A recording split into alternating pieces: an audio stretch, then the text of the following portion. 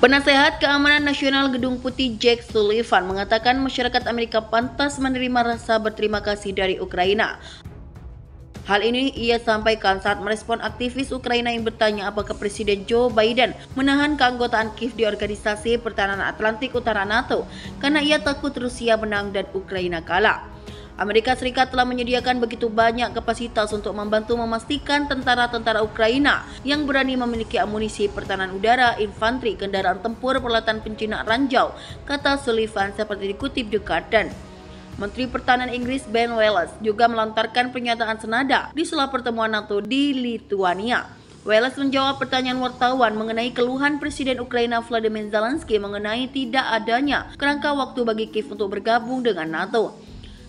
Tahun lalu Wallace berkunjung ke Ukraina. Di sana ia diberi daftar belanja senjata yang dibutuhkan Kiev. Merujuk perusahaan retail dan teknologi raksasa AS, Menteri Pertahanan Inggris Ben Wallace mengatakan, ia memperingatkan Ukraina, sekutu-sekutu internasionalnya bukan Amazon. Ia juga berharap Ukraina lebih berterima kasih atas sumbangan senjata agar Barat mengirimkan lebih banyak senjata. Di mana tahun lalu dirinya memberitahu mereka ketika dia mengendari mobil selama 11 jam untuk diberi daftar belanja. London salah satu pendukung Ukraina paling vokal sejak invasi Rusia tahun lalu. Perdana Menteri Inggris Rishi Sunak mengatakan Inggris dan sekutunya akan melipat gandakan dukungan untuk Ukraina. Namun Wallace memperingatkan Ukraina harus membujuk anggota-anggota parlemen Amerika Serikat dan tidak meragukan politisi negara lain untuk memberikan bantuan sepadan dan suka atau tidak suka orang-orang ingin melihat rasa terima kasih.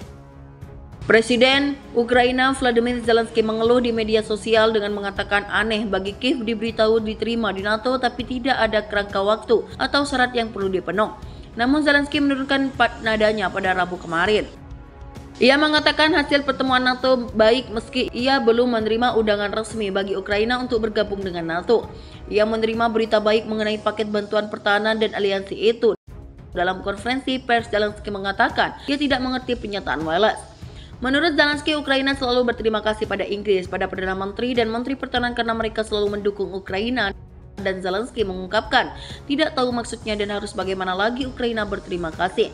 Mungkin Menteri ingin sesuatu yang istimewa, tapi Ukraina memiliki hubungan yang luar biasa.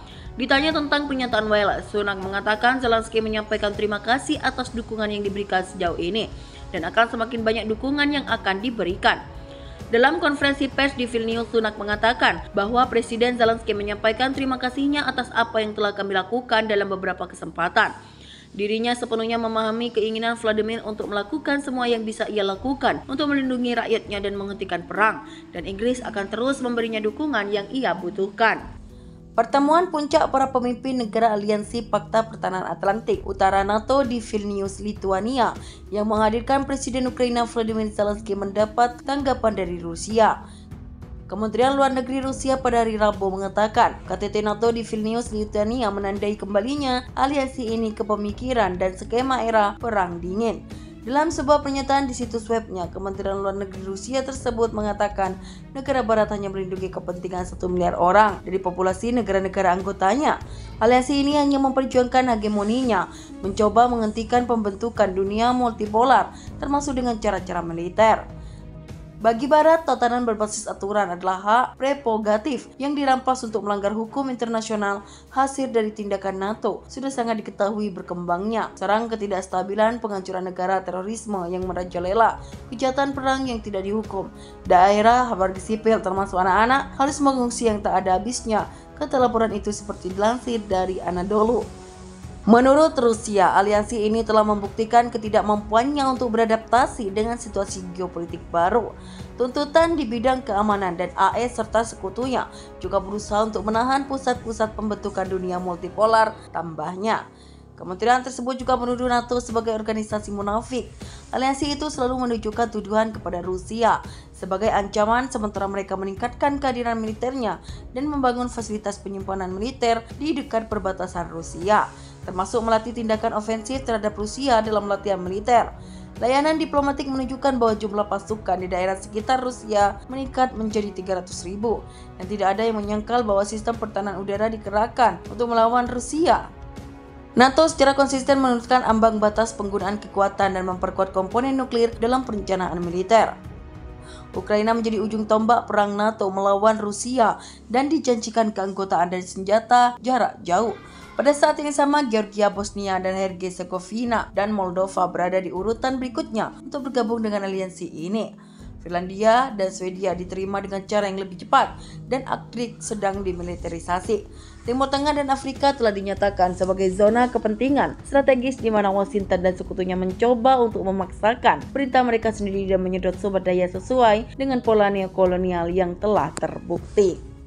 NATO memperluas tentakelnya di wilayah Indo-Pasifik dengan dalih fiktif bahwa perkembangan situasi di sana dapat secara langsung mempengaruhi keamanan Euro-Atlantik, kata kementerian itu. Menurut kementerian itu, banyak negara sangat prihatin dengan kebijakan, tindakan, dan pembangunan militer NATO, di mana aliansi ini secara langsung bertentangan dengan tugas-tugas objektif untuk membentuk tatanan dunia baru yang adil tanpa batas-batas artifisial yang memecah belah negara menjadi kawan dan lawan. Delegasi Amerika Serikat yang menghadiri konferensi tingkat tinggi KTT NATO di Vilnius, Lithuania, murka terkait sikap Presiden Volodymyr Zelensky menyoal keanggotaan Ukraina di aliansi militer ini.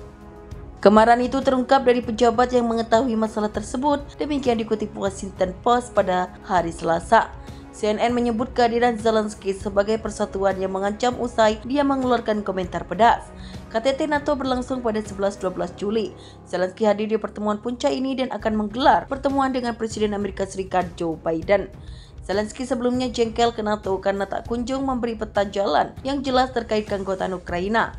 Ia mengatakan kerangka waktu yang tak diterapkan untuk keanggotaan Ukraina di NATO adalah hal yang tak masuk akal. Sementara pada saat yang sama, kata-kata tak jelas soal kondisi ditambahkan untuk mengundang Ukraina. Tampaknya tak ada kesiapan untuk tak mengundang Ukraina ke NATO atau menjadi anggota aliansi.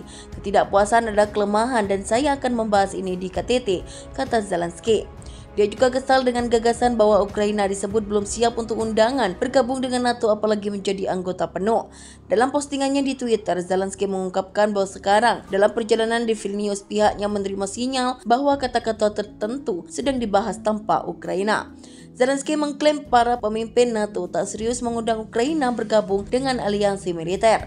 Pendekatan mereka menunjukkan bahwa ingin mempertahankan Ukraina sebagai alat tawar-menawar untuk negosiasi akhir dengan Rusia.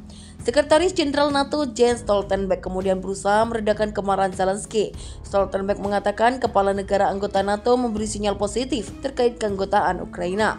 Negara anggota NATO menghapus persyaratan untuk rencana aksi keanggotaan untuk Ukraina, kata Stoltenberg kepada jurnalis pada hari Senin.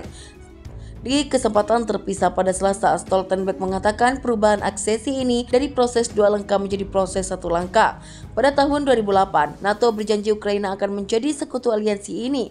Di saat yang sama, Rusia memperingatkan langkah tersebut melanggar garis merah, sebab ekspansi mereka di Eropa Timur mengancam keamanan bagi Kremlin.